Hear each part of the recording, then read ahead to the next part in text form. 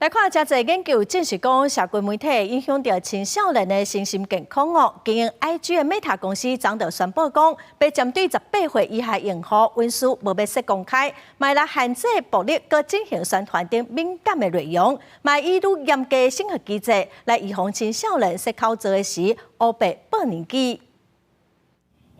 面车母公司 Meta 旗下的 Instagram IG 是青少年常用的社群媒体。昨日 Meta 宣布，会为青少年设置特殊的口罩服务，也就是自动设置18岁以下用户的文书无公开，佮限制接受暴力、甲进行宣传等敏感的内容。其他服务也佮包括使用时间超过60分钟会收到通知，也设定暗时10点甲加顿间的早起7点是困眠模式，期间会关掉通知功能。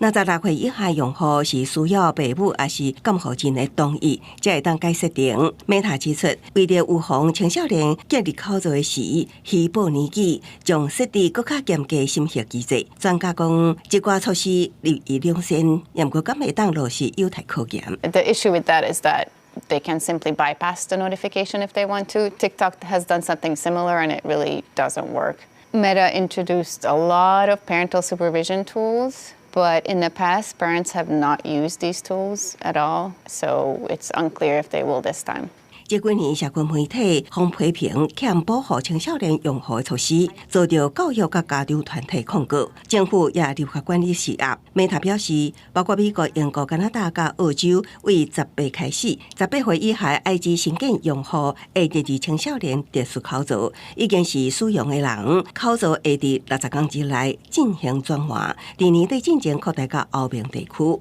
因应美国总统大选就要到，Meta 伫昨日宣布会禁止罗西亚电视台 RT 甲禁止罗西亚通讯社等官方媒体使用旗下平台，讲这寡媒体透过欺骗手法，暗中进行影响舆论的活动。这项禁令的依据是美国政府控诉罗西亚电视台透过空客公司，将几千万美金的资金用伫社群媒体平台，以操控舆情。Meta 下令未来这几天会全面禁止面册 IG、WhatsApp、Threads 传送路过官方媒体发布的消息。公司新闻刘淑芬编译。